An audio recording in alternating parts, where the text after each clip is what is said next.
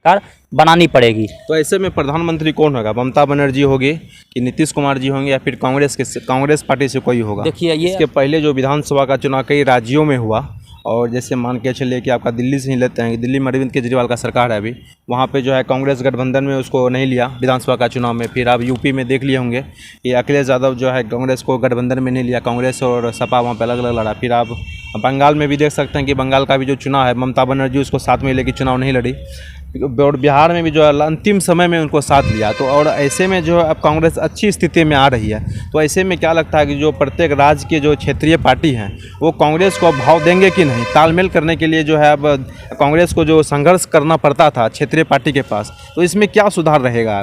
क्या सुधार आएगा इसमें? सबसे पहले तो जिस प्रकार से जब वो स्टेज पर जाते हैं तो वहाँ पर बीजेपी नेताओं का झोर लग जाता है। गिरिराज सिंह हो गए, वहाँ अश्विनी चौबे हो गए, बीजेपी के तमाम 7-8 सांसद वहाँ पर पहुँचते हैं और उनकी आरती उतारते हैं। रामकृपाल यादव भी गए थे। रामकृपाल यादव आ गया मोदी के चेहरे के नाम पर, तो उनको भी देखिए मोदी के नाम पर भी वोट नहीं आया। इस देश के अंदर में अभी तक जो होता आया है, मोदी के नाम पर वोट को बटोरने का काम किया गया था भारतीय जनता पार्टी के द्वारा। और भाजपा का कहने का मतलब होता है कि दो ही लोगों पर पार्टी चलती है, ये एक मोदी पर चलती है और एक अमित शाह पे चलती है। देश के प्रधानमंत्री मोदी जी पर और देश के गृह मंत्री अमित शाह जी पर, इन्हीं दोनों पर ये पार्टी चलती है। कांग्रेस किस पे चलती है? कांग्रेस देखिए, कांग्रेस जो है दक्षिण भारत तो पूरे के पूरे खो ही चुकी है। दक्षिण भारत में आप देख लीजिएगा कि वहाँ पर जो है कुल मिलाकर आपका जो सीट था, वो दक्षिण भारत का कुल सीट था आपका मिलाकर 129 सीट। तो लोकसभा की जो 129 सीट थी उसमें से कर्नाटक में जो है 25 सीट बीजेपी लेकर आई थी और तेलंगाना में 4 सीट लेकर आई थी। टोटल सीट जो उनका मिलाकर था 25 और 4 29 सीट था, यानी 129।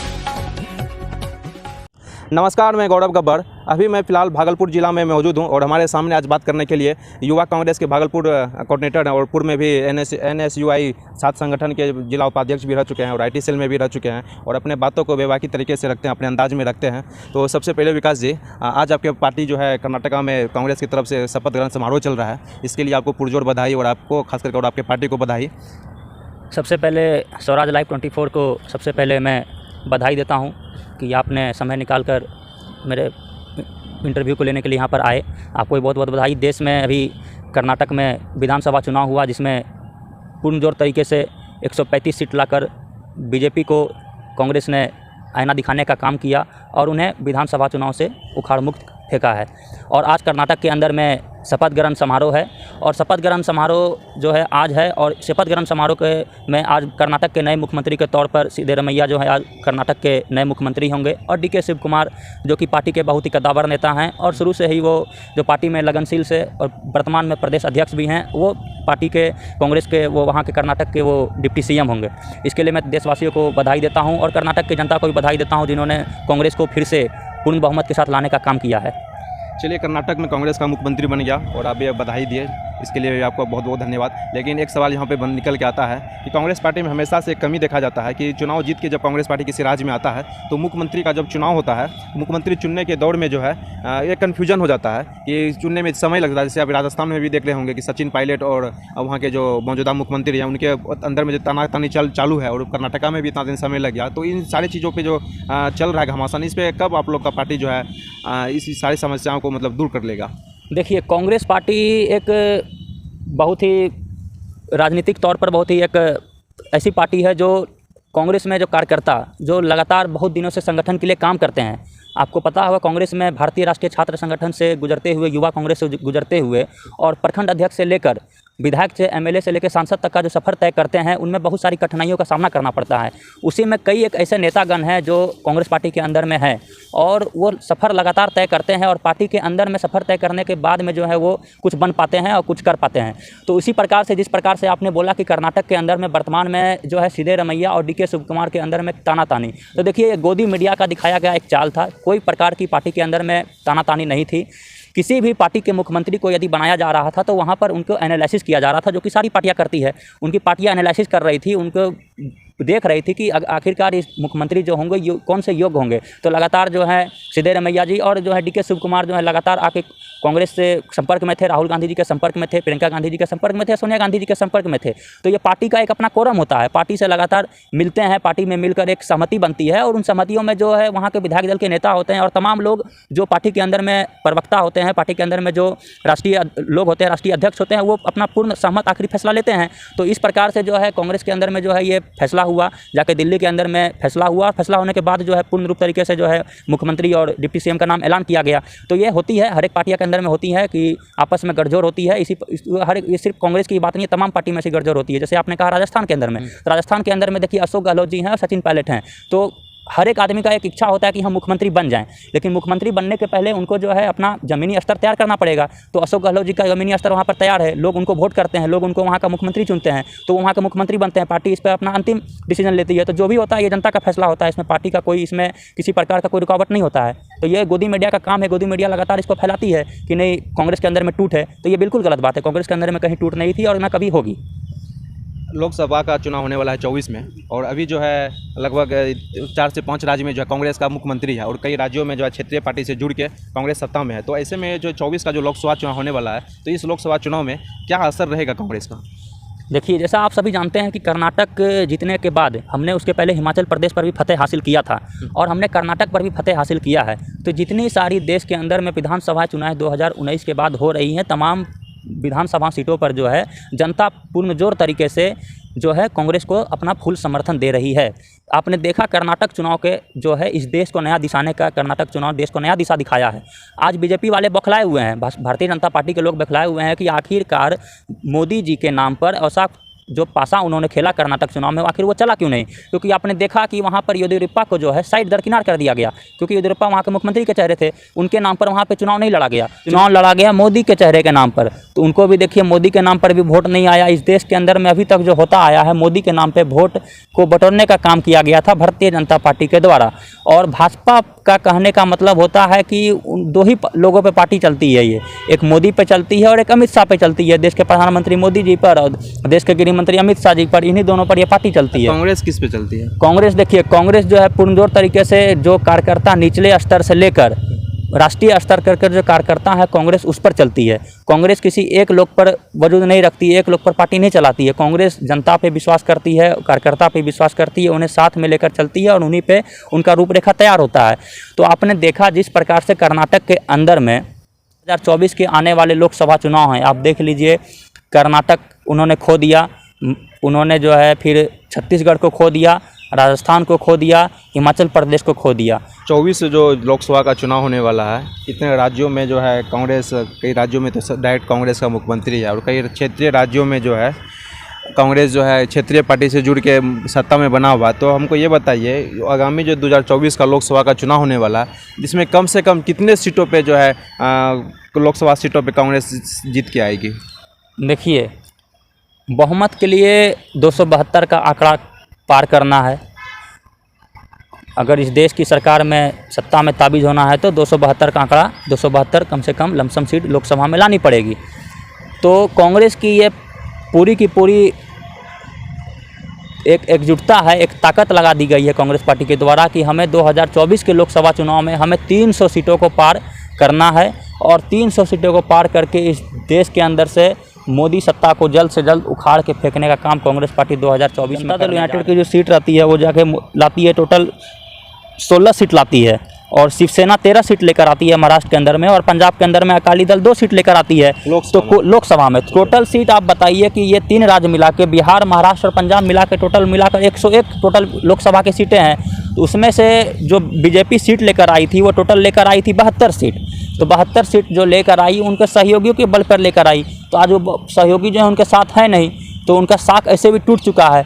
और आने वाले समय में बिहार के अंदर में जो लोकसभा सीट होने जा रही है, मैं निश्चित तौर पे कह सकता हूं कि बिहार के अंदर में बीजेपी 2 से 3 सीट पे सिमट जाएगी। उनसे ज़्यादा हो सकता है, यहाँ पर 40 में 40 सीट वो गवा दे। जमानत भी उनका बिहार में जब्त हो सकता है, क्योंकि जिस प्रकार से अभी देश की स्थिति बनी हुई है। और पंजाब के अंदर में आज अकाली दल ने 2 सीट लेकर आई थी गठबंधन में, तो मुझे नहीं लगता है देश की जिस प्रकार से परिस्थिति है वहाँ पर भी वो 2 सीट लाने के काबिल रहेगी। और आप चल जाइए अब महाराष्ट्र के अंदर में, तो महाराष्ट्र में भी वो मुझे नहीं लगता है कि वो वहाँ पर भी टिक पाएगी। तो देश का जो लोकसभा चुनाव होने वाला 2024 के अंदर में, ये पूरी तरीके से जो है आपके बीजेपी के सपोर्ट में नहीं है। बीजेपी के आज दिन खराब हो चुके हैं। आज आप चल जाइए, इसके बाद दक्षिण भारत तो पूरे की पूरी खो ही चुकी है। दक्षिण भारत में आप देख लीजिएगा कि वहाँ पर जो है कुल मिलाकर आपका जो सीट था, वो दक्षिण भारत का कुल सीट था आपका मिलाकर 129 सीट। तो लोकसभा की जो 129 सीट थी उसमें से कर्नाटक में जो है 25 सीट बीजेपी लेकर आई थी और तेलंगाना में 4 सीट लेकर आई थी। टोटल सीट जो उनका मिलाकर था 25 और 4 29 सीट था, यानी 129 सीट में वो 29 सीट लेकर आई थी। मुझे नहीं लगता है कि जिस प्रकार से अभी कर्नाटक के अंदर में विधानसभा चुनाव हुए, जनता ने उन्हें उखाड़ फेंकने का काम किया है। कुछ कर्नाटक में 2 से 3 सीट लेकर भी आने वाले लोकसभा में चुनाव में लेकर आ सकती है। तो आप ये अंदाज़ा ला सकते हैं कि दक्षिण भारत में तमिलनाडु, केरल, अरुणाचल प्रदेश, तेलंगाना, खैर तेलंगाना में तो चंद्रशेखर राव के सामने वो कहीं टिक नहीं पाएंगे। तो वहाँ पर पूरी दक्षिण भारत में तो बीजेपी का साफ सुथरा सफाया उड़ चुका है। आप चले आइए, हमने आपको बिहार, बंगाल और महाराष्ट्र का हाल बता दिया। आप चले आइए अब उड़ीसा और बंगाल। तो उड़ीसा और बंगाल में अब हम बता देते हैं आपको, उड़ीसा और बंगाल के अंदर में जो है आपका टोटल जो है 63 सीट है। तो उस जहाँ बंगाल में 42 सीट है, तो टोटल जो है वहाँ पर 17 सीट पे बीजेपी ये बंगाल में है अभी और 8 सीट पे है, यानी टोटल 25 सीट पे बीजेपी वहाँ अभी ताबिज है। तो जिस प्रकार से अभी वहाँ पर माहौल बन रहा है, जिस प्रकार से माहौल को क्रिएट किया जा रहा है, विपक्षी दलों की एकता की जो बात की जा रही है, नीतीश कुमार जी जो है सारे मुख्यमंत्रियों से जो लगातार मिल रहे हैं, जाकर बंगाल के मुख्यमंत्री से उन्होंने मिला, उड़ीसा के मुख्यमंत्री से मिला। तो ये तमाम मुख्यमंत्री से जो नीतीश कुमार जी का जो विपक्षी एकजुटता को एक साथ लाने का काम किया जा रहा है, इससे बीजेपी मुझे नहीं लगता है कहीं पर भी वो टिक पाएगी। वो पूरी तरीके से ख़त्म हो जाएगी, उनका कोई अस्तित्व भी नहीं बचेगा 2024 के लोकसभा चुनाव में। उड़ीसा की हम बात कर लेते हैं, वहाँ पर मुख्यमंत्री नवीन पटनायक जी के हैं। तो वो मुझे नहीं लगता है, जिस प्रकार से अभी 8 सीट है वहाँ पर, तो 8 सीट के अंदर में वहाँ पर भी 8 सीट चलिए वहाँ 2-4-5 सीट बीजेपी लेकर आ सकती है, बाकी सीट तो वहाँ पर नहीं ला सकती है। तो उड़ीसा में भी उनका कहानी ख़त्म हो जाएगा और नवीन पटनायक अपने अस्तित्व को बचाने के लिए अपने अस्तित्व को बचाने के लिए किसी प्रकार का बीजेपी का वहाँ सेंध लगने देंगे नहीं। तो इसी बात पर मैं आपको एक शब्द कह देता हूँ कि कहा गया है सुना गया है कोई ना बोले, कहा गया है सुना गया है कोई ना बोले, जवा दरारों को मसबरा है कोई ना बोले, अजीब हुकूमत पसंद हाकिम से वास्ता है, अजीब हुकूमत पसंद हाकिम से वास्ता है, जो चाहता है जो सोचता है कोई ना बोले। तो ये है इस देश की परिस्थिति। इस देश के जो प्रधानमंत्री हैं, इस देश वो चाहते हैं कि देश की जनता नहीं बोले, देश के लोग नहीं बोले। आखिर हाकिम आज देश के आप प्रधानमंत्री हैं, तो जनता का सवाल है, विपक्ष का काम है आपसे सवाल करना और आपका काम है उसके सवालों को जवाब देना। और आपने देखा होगा कि अभी वर्तमान में जो है अभी बिहार के अंदर में एक बाबा आए हुए थे जिनका नाम था बागेश्वर बाबा, धीरेन्द्र शास्त्री उनका नाम है, बागेश्वर धाम से वो आए हुए थे और वहाँ पर जो है उन्होंने बिहारियों को पागल कह दिया। तो मैं पूछना चाहता हूँ, क्या बिहारी पागल होते हैं? उसमें तो नेता भी थे ना, जो बीजेपी के नेता के, तो वो भी देखिए ये बीजेपी अब मोदी के नाम पर वोट तो ले नहीं पाएगी, तो उन्होंने एक अपने एजेंट को भेजा है, वो है बाबा। वो अपने एक एजेंट को तैयार कर रही है हिंदुत्व के नाम पे, राम नाम के नाम पे, बजरंगबली के नाम पर, कि हनुमान के नाम पर, कि जाइए आप तमाम जगह तमाम राज्य में जाकर आप अपना प्रचार कीजिए और हिंदुत्व के नारे को बुलंद कीजिए। हिंदुत्व के नारे को बुलंद करके आप इस देश में जो है मोदी सरकार जो है, मोदी के नाम पे तो लोग वोट देने से रहे, तो बाबा के नाम पे तो कम से कम उनको वोट मिल जाए। तो आपने देखा होगा कि जब बाबा पटना के अंदर में आगमन होता है, मनोज तिवारी जो है बीजेपी के सांसद है, वो उनके सारथी बनते हैं, वो गाड़ी चला रहे हैं, वो भी गाड़ी चला रहे हैं तो बिना सीट बेल्ट के गाड़ी चला रहे हैं। बाबा भी जो है बिना सीट बेल्ट के गाड़ी चला रहे थे, पूरी तरीके से वो कानून का पहले तो उल्लंघन कर रहे थे।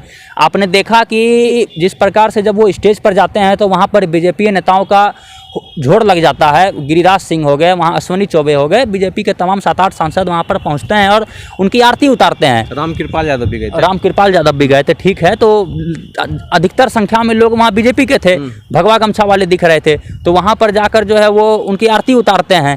मुझे लगता है कि अब ये मोदी जी की आरती उतारना बंद करके बाबा के ही शरण में चले गए हैं। बाबा के नाम पर ही इस देश में वो वोट बटोरना चाह रहे हैं, ताकि वो बाबा ही इस देश में वोट मोदी जी को दिलाएं, क्योंकि मोदी मैजिक अब चल नहीं रहा है। तो उन्होंने बेरोजगारी और गरीबी, ये राष्ट्र का मुख्य मुद्दा है, जो कि आम लोगों को लिए ये 3 चीज़ अगर उनको अगर सहूलियत मिल जाए तो लोग इस देश के अंदर में जो है सही तरीके से अपने सही संचालन अपने परिवार का कर सकते हैं। जब ये 3 चीज़ आर्थिक स्थिति जब बिगड़ जाता है तो देश का भी स्थिति, जब घर का आर्थिक स्थिति बिगड़ेगा तो देश का भी आर्थिक स्थिति वाजिबन है कि वो बिगड़ना चालू हो जाता है। आपने देखा कि जो है देश का आर्थिक स्थिति इतना ख़राब हो चुका है कि देश का GDP जो है हमारा बहुत नीचे जा चुका है। आज भी मोदी जी बोलते हैं कि जो है नहीं हमारा देश का जीडीपी हाई है, तो देश का जीडीपी हाई नहीं है। देश आज हमारा बहुत ही ख़राब स्थिति से गुजर रहा है, क्योंकि देश में मैन्युफैक्चरिंग सेक्टर जो थी, लघु उद्योग जो कारखाने थे, वो सभी बंद होने के कगार पर चले गए हैं। वो आज सही रूप से संचालित नहीं है, सभी बंद हो चुके हैं। लोगों आज जाकर पूछिए, पंजाब, हरियाणा, गुजरात, दिल्ली के लोग को जाकर, लेबर क्लास के लोग को पूछिए, क्या उन्हें पर मंथ जो है जिस प्रकार से सैलरी मिला करती थी, क्या उन्हें आज सैलरी मिल रही है? उनके सैलरी में कटावत कर दिया गया है, उनके सैलरी में कटावत करके बहुत सैलरी को कम कर दिया गया है। तो राष्ट्र के नाम पर जो है इस देश में अगर वोट लेना है तो आपको इस देश के अंदर से जो है मुख्य मुद्दों को ख़त्म करना पड़ेगा। धर्म के नाम पर आपको वोट लेने का काम करना बंद करना पड़ेगा, अन्यथा इस देश की जनता आपको वोट देने 2024 में नहीं जा रही है।